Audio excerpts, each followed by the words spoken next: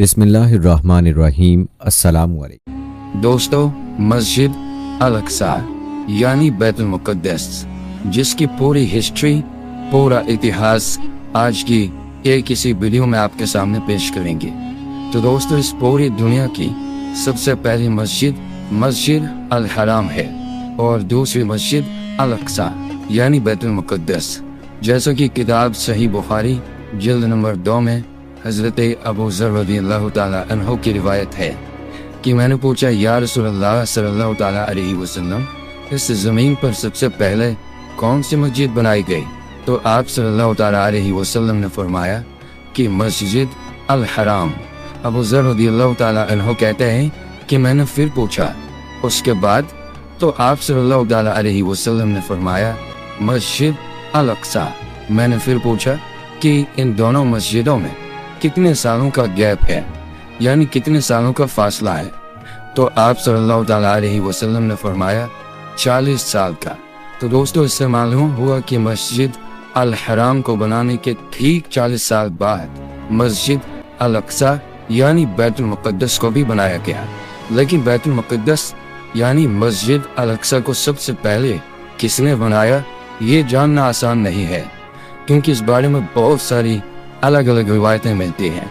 किसी रिवायत के हिसाब से सबसे पहले फरिश्तों ने बनाया, और किसी रिवायत के हिसाब से सबसे पहले आदम अलैहिस्सलाम ने बनाया, किसी के हिसाब से नूह अलैहिस्सलाम ने, किसी के हिसाब से याकूब अलैहिस्सलाम ने, किसी के हिसाब से हज़रत इब्राहिम अलैहिस्सलाम ने, और किसी के हिसाब से हज़रत इस्माइल अलैहिस्सलाम ने।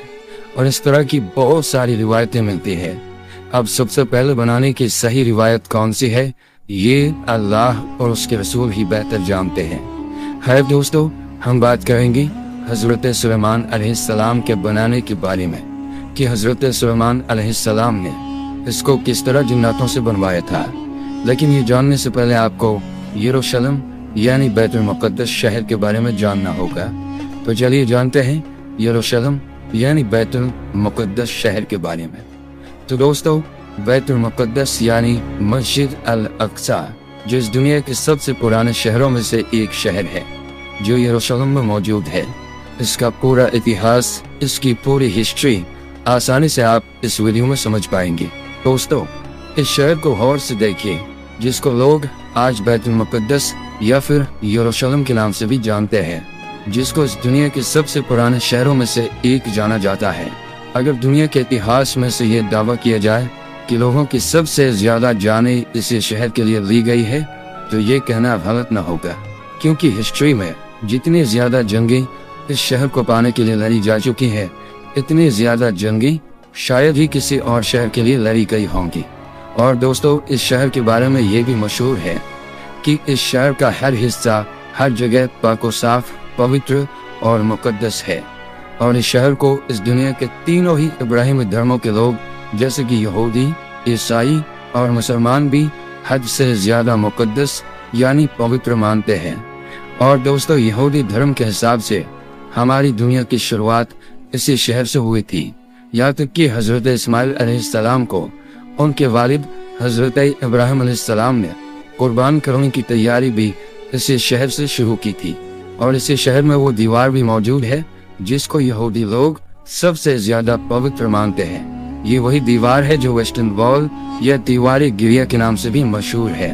ये दीवार उसी हैकल सुलेमानी का बचा हुआ हिस्सा है कि जिसको हज़रत सुलेमान अलैहिस्सलाम ने हजारों साल पहले जिन्नातों से बनवाया था, जिसकी पूरी डिटेल हम आगे आपको बताएंगे। और अगर ईसाइयों की बात करें तो इनका ये मानना है कि इस शहर में हज़रत ईसा अलैहिस्सलाम की पैदाइश भी हुई थी और उनको सूली पर भी इसी शहर में चढ़ाया गया था। और ईसाइयों का सबसे खास चर्च भी यही मौजूद है।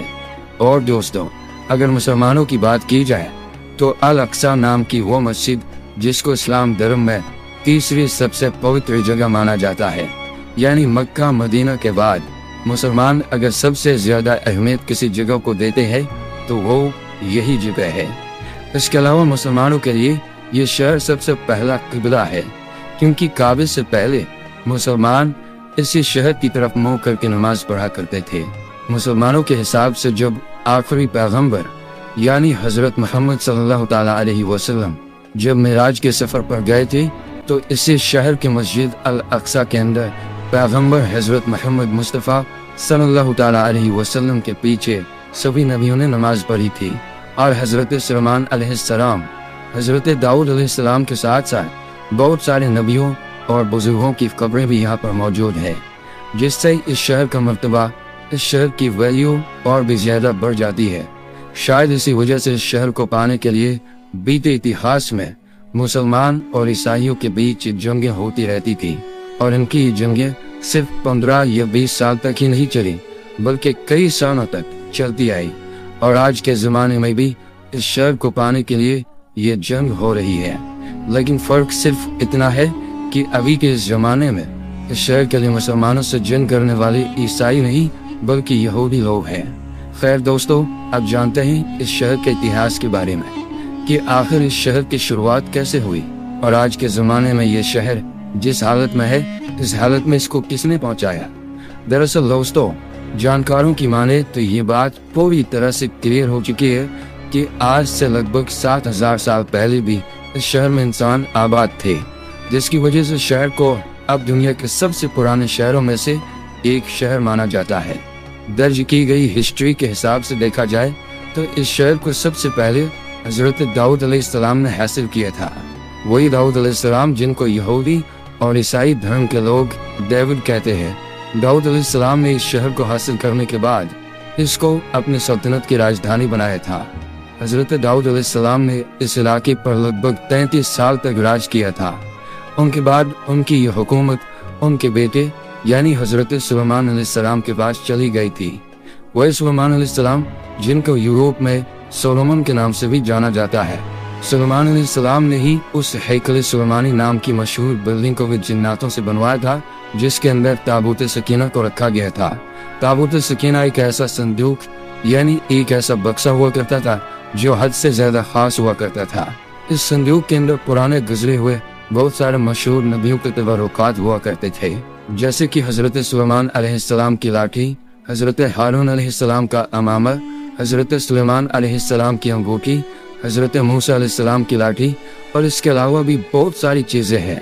खैर, हजरत सुलेमान अलैहिस्सलाम के इंतकाल फरमाने के कई साल बाद यहूदियों की सबसे बड़ी बर्बादी उस वक्त शुरू हुई जब हजरत ईसा अलैहिस्सलाम से लगभग 600 साल पहले बाबुल के रहने वाले एक जालिम बादशाह जिसका नाम बख्त नसर था, उसकी यहूदियों से बहुत ही सख्त दुश्मनी थी। बस इसी दुश्मनी के चलते उसने इन लोगों पर यरूशलेम शहर में ऐसा हमला किया कि इस शहर को पूरी तरह से तबाह व बर्बाद कर दिया और मशहूर हैकल सुलेमानी जिसको हजरत सुलेमान अलैहिस्सलाम ने जिन्नातों से बनवाया था, उसको भी पूरी तरह से गिरा दिया, जिसके अंदर मौजूद ताबूत सकीना कहाँ गायब हो गई, इसका पता आज तक न चल सका।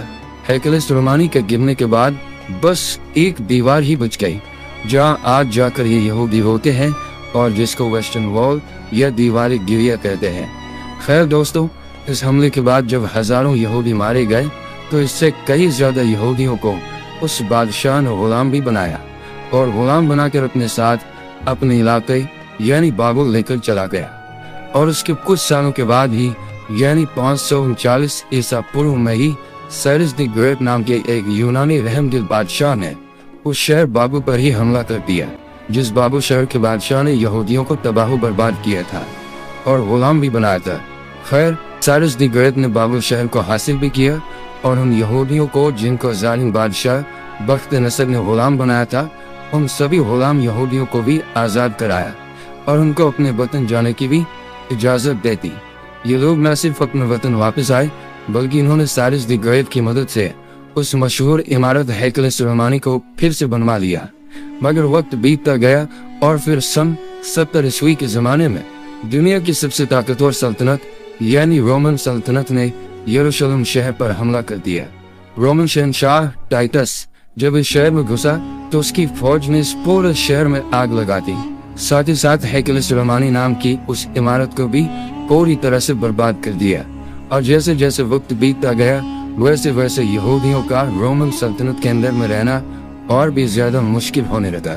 फिर जब 135 ईस्वी में यहूदियों ने रोमी सल्तनत के खिलाफ बगावत करने की कोशिश की तो रोमी फौज ने बगावत के जुर्म में इस पूरे शहर पर हल चलाकर اس کو पूरी तरह से वीरान कर दिया।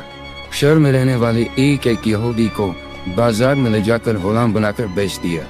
इतना ही नहीं, रोमी लोगों को यहूदियों से इतनी ज्यादा नफरत थी कि जिसकी वजह से रोमी लोगों ने यहूदियों की उस खास जगह जहाँ हैकल सुलेमानी हुआ करती थी वहाँ कूड़ा और गंदगी डालना शुरू कर दी। और ये मशहूर शहर सिर्फ 100 या 200 सालों तक ही नहीं बल्कि कई सदियों तक वीरान रही। और फिर आखिरकार 638 ईस्वी में मुसलमानों के दूसरे खलीफा यानी हजरत उमर ने इस शहर को रोमन सल्तनत से जीत लिया था। इसके बाद लगातार एक लंबे वक्त तक ये शहर मुसलमानों के ही अंडर में रहा, मगर शुरू से ही ईसाई फौजें भी इस शहर को पाने की कोशिशें करती थी। लाख कोशिशों के बावजूद भी ईसाई फौजें मुसलमानों से इसको दोबारा हासिल नहीं कर पाई थी। मगर फिर बाद में जब मुसलमानों की अंदरूनी लड़ाइयों की वजह से ही मुसलमानों की खिलाफत यानी खिलाफत अब्बासिया कमजोर पड़ गई तो 1099 में ही ईसाई फौज यरूशलेम शहर को एक बार फिर से हासिल करने में कामयाब हो गई थी।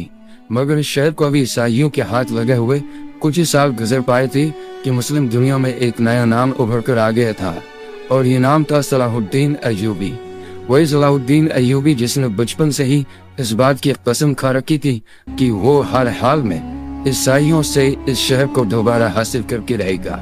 यही वजह है कि सलाहुद्दीन अय्यूबी ने शुरू से ही इस शहर को हासिल करने की कोशिश शुरू कर दी थी और आखिरकार 1187 में यानी 100 साल पहले ही एक बार फिर से यह शहर मुसलमानों के अंडर आ गया था, यानी सलाहुद्दीन अय्यूबी ने इस शहर को फतेह कर लिया था। इसके बाद भी दोस्तों इस शहर को पाने के लिए ईसाइयों और मुसलमानों के बीच कई जंगें लड़ी गई, मगर लाख कोशिशों के बावजूद भी ईसाई लोग दोबारा इस शहर को मुसलमानों से नहीं छीन सके और अगले लगभग 600 से 700 सालों तक लगातार ये शहर मुसलमानों के अंदर में रहा। आपको बता दें कि फिर 1517 ईस्वी में इस शहर को सल्तनत उस्मानिया के ताकतवर सुल्तानों में से एक सुल्तान यानी सलीम अव्वल ने फतेह करके अपनी सल्तनत में ले लिया था और फिर 1517 से लेकर 1917 तक ये शहर सल्तनत उस्मानिया का हिस्सा रहा था। इस पूरे दौर में सल्तनत उस्मानिया ने इस शहर को बड़ी तेजी के साथ डेवलप किया। इस शहर के अगल बगल दीवारें बनवाई, रोड डलवाए, डाक का सिस्टम बनवाया। इसके अलावा 1892 में रेलवे लाइन भी बिछा दी गई थी। वैसे तो दोस्तों सल्तनत उस्मानिया के जमाने में ही यहूदियों ने यहाँ पर आकर अपनी एक अलग रियासत बनाने की प्लानिंग शुरू कर दी थी, मगर सल्तनत उस्मानिया के आखिरी सुल्तान जिनको अब्दुल हमीद सानी के नाम से जाना जाता है वो इस चीज को बड़ी अच्छी तरह से समझ गए थे। इसलिए उनके दौर में यहूदी लाख कोशिशों के बावजूद भी अपने मकसद में कामयाब ना हो पाए थे और उन्होंने इन सभी साजिशों का बड़ी होशियारी से मुकाबला किया था। मगर दोस्तों अब्दुल हमीद सानी के बाद सल्तनत उस्मानिया हद से ज्यादा कमजोर पड़ गई और 1917 में आखिरकार ब्रिटिश एम्पायर ने सल्तनत उस्मानिया के इस हिस्से पर यानी फिलिस्तीन पर कब्जा कर लिया। इसके बाद लगभग अगले 3 दिहाइयों तक ये पूरा इलाका ब्रिटिश एम्पायर के अंडर में रहा और यही वो पूरा दौर था जिसमें दुनिया भर के यहूदियों को अलग अलग इलाकों से बुलाकर फिलिस्तीन में जमा करना शुरू कर दिया था। सबसे पहले 1947 में यूनाइटेड नेशन की तरफ से उस बंटवारे को मंजूरी दे दी गई जिसके हिसाब से आधा फिलिस्तीन यहूदियों को दिया जाना था, जबकि आधा फिलिस्तीनियों को, और उसके बाद आखिरकार 1948 में इजराइल देश का ऐलान भी करवा दिया गया।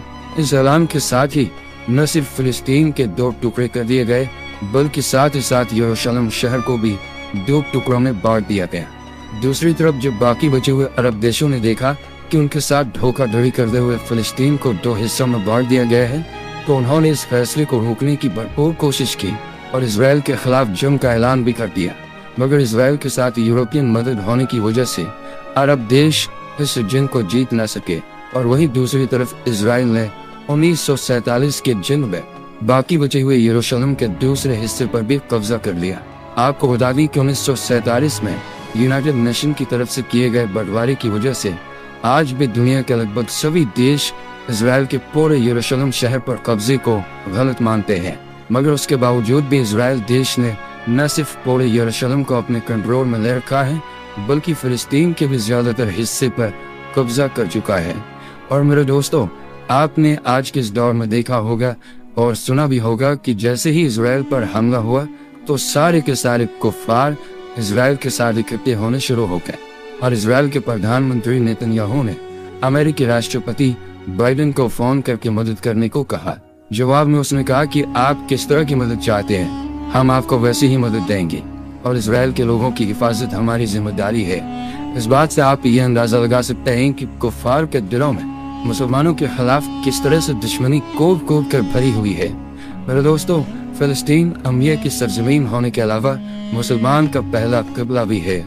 میرے دوستو، اب ضرورت صرف اس بات کی ہے کہ سارے مسلم دیش ایک ہو جائیں اور یہودیوں کی اینٹ سے اینٹ بجا دیں، کیونکہ یہودی نہ صرف فلسطین پر قبضہ کرنا چاہتے ہیں بلکہ وہ مسجد اقصی کو شہید کر کے اس کی جگہ تھرڈ ٹیمپل یعنی ہیکل سلیمانی بنانا چاہتے ہیں۔ اب مسلمان کو کلمہ لا الہ کے ناطے اور مسجد اقصی کے ناطے ایک ہونا ہوگا، کیونکہ جب پورے کافر ایک ہو سکتے ہیں تو مسلمان کیوں نہیں۔ اللہ تبارک و تعالیٰ سے دعا ہے کہ اللہ تبارک و تعالیٰ ہمارے فلسطینی بھائیوں کی مدد فرمائے اور تمام امت مسلمہ کو کفار کے خلاف، خاص کر کے یہودیوں کے خلاف جہاد کرنے کی توفیق عطا فرمائے۔ تو میرے دوستو، آج کے اس ویڈیو میں بس اتنا ہی، ملیں گے انشاءاللہ تعالیٰ پھر ایک ہسٹوریکل ویڈیو کے ساتھ، تب تک السلام علیکم۔